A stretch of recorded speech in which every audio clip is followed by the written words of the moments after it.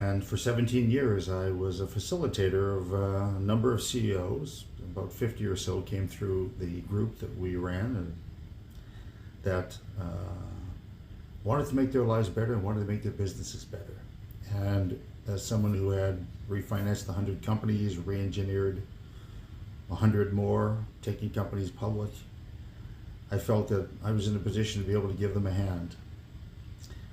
So now I'm trying to do the same thing, but virtually, to all you folks and you aspiring entrepreneurs and some of you who are already entrepreneurs. This is chapter 1, basic business.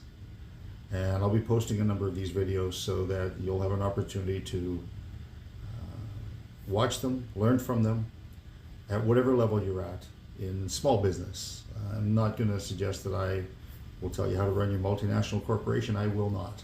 But 90%, 95% of business out there is small business, and that's the niche that I want to address and want to help with. So I hope you enjoy some of this. Hope you learn from some of this, and please feel free to follow me if you find this valuable. And there will be many more. And over time, I'll be doing live streams and answering questions as well live. So here we go. So basic business. Step 1, you have to start with a concept. The concept and the vision and mission for why you're doing what you're doing. So my experience is those who are passionate about their businesses do better. Those people who find some kinship with what they're proposing to do, feel it in their heart that this is what they want to do and always wanted to do, they do better. So number 1, you have to have that motivation. Then number 2, you have to have a vision and mission crafted. What does that mean? That means you have to say, why are you doing it? And what's it going to take to get it done? The why are you doing it could be, I'm doing it because I want to make the world a better place. I want to add value to my fellow humans. I want to build wealth for my family. And here's how I'm going to do it is your mission. And then you'd lay it out in 5 or 6 sentences. And everything you do from that point forward is guided by your vision and mission. I highly recommend that as you consider where you're going to go, products or services or both, that you identify the need. Is there a need for these products or services? Is the market large enough? Have you done a competitive survey? A good one that says, look, here's who I'll be competing with in the marketplace. Because if you don't do that, then you're blind. And you may spend a great deal of money, burn a lot of relationships, and end up with no result. So, vision and mission. Then from that vision and mission, identify whether there's a need for your product or service. And then identify the market size. Is it large enough? Are there enough consumers out there who want my product or service? Once you've identified that and you say, okay, it's time to take the next step, then you have to consider, okay, well, starting a business costs money. So do I have enough capital?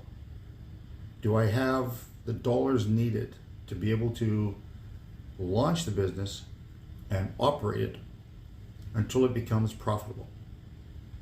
Well, where do you get that money from? Over 150 companies, I've had to solve that question. Some of it is family and friends. That's where it starts. Some of it's investors, people who are your financial supporters, who believe in you and believe in your concept and your vision and mission. And as I said before, the more structured and formal you have that, the more credible you are to the people you're going to ask for money. And if you have not got enough money, do not start your business. Banks, possible. Depends if you have assets already that the banks can attach to. And we'll have a section on that down the line, a very intensive section on banks, because banks and other lenders like that can play an important part in business. Once you think you have all those pieces in place, then it's really, really wise to build a financial plan. Some people say, well, build a business plan. Well, the business plan is a lot. A financial plan, in my experience, captures everything you need to understand what it's going to cost to start up your organization, and the first 3 years of your budget. And the first 3 years is your operating budget. So it's a detailed financial plan that says, what do my revenue streams look like? What are my expenses in detail, line by line? And am I going to make a profit or loss in the first 3 years? And of course, it contemplates how much your startup costs are going to be. Are you going to be in the leased space? Do you have to improve a space? Do you need to buy equipment to get your virtual business off the ground? If so, how much do you have to spend on all of these things goes into the financial plan? Then you have a very clear understanding of what your startup costs are going to look like, when you can start to become profitable, and how much capital you're going to need, how much money you're going to need to get to that point. Once the financial plan is developed and you have the capital and you go, yes, this looks good, everything fits, then you have to go and say, okay, well, where am I going to locate? Where am I going to put my business? Is it going to be bricks and mortar? If so, then there's a whole pile of issues with bricks and mortar depending on the business you're getting into. Zoning becomes an issue, permitted use, even if the zoning is not perfect, there may be permitted use for your business there. Obviously, you've got a place where customers can get to you if you've got products or services. Service is less important than product. If you're in the retail business, location is everything. If you're in the food business, location is everything. If you're in the service business, less so. People will find you because they need your service. But if you're virtual, obviously there's costs there. There's tech costs, server costs, bandwidth costs. All these things have to be contemplated if you're going to locate your business somewhere and make it viable.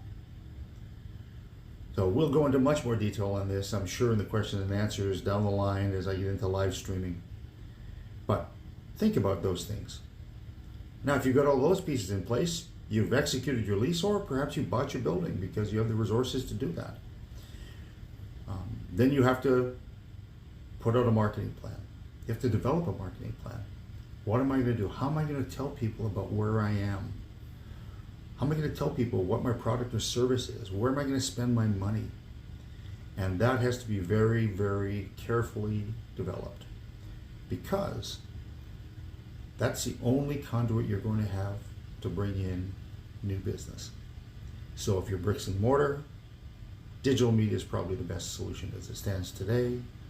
You can talk about billboards and radio and television, but for most small businesses, that's out of reach. And so digital media is a far better solution, and it's far more cost effective. You might do events, you might do gatherings, you might do draws, you might do specials. All of this has to go into your marketing plan. And it's critical that you have a very well-developed marketing plan before you launch your product, because momentum will carry you through the first 3 years faster if you get off to a good start.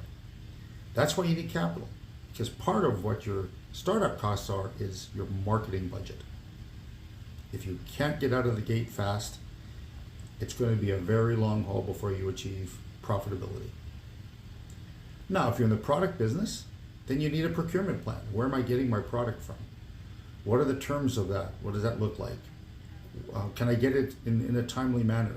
How much inventory do I have to carry? Or can I drop ship from places? Where do I get my product? Now, if you're in the service business, not as important, obviously, but in the product business, absolutely critically important. The next step is, how about employees? Who do I need? How do I find them? What qualifications do they need? How much do I pay them? Well, how much you pay them should be in the financial plan. Qualifications should be in the financial plan as well, because it identifies the kind of employee. And now, how do you go recruit them? Do you do it yourself? Do you hire an outside agency to help? There are lots of ways to find good employees, but you need to find good employees if you're in the product business, or even if you're in the service business, because they'll do the work underneath you that generates the revenue that then produces the surplus, the profit that you're looking for. So employees, what kind of plan do you have? Do you provide benefits? All of these things you have to contemplate, and that will help you attract employees, good employees, but more importantly, keep your good employees. So this concludes basic business. Step 1, as you consider becoming an entrepreneur. And for some of you, perhaps, who are already entrepreneurs, there's pieces in here that you went, ooh, I didn't do that. And maybe I should think about that. And perhaps it's not too late to do that. Whatever your circumstances are, I look forward to sharing more with you in the future, as this is the first and the most introductory of all the videos that I'll do. So we'll see you next time. Thanks for watching. Bye for now.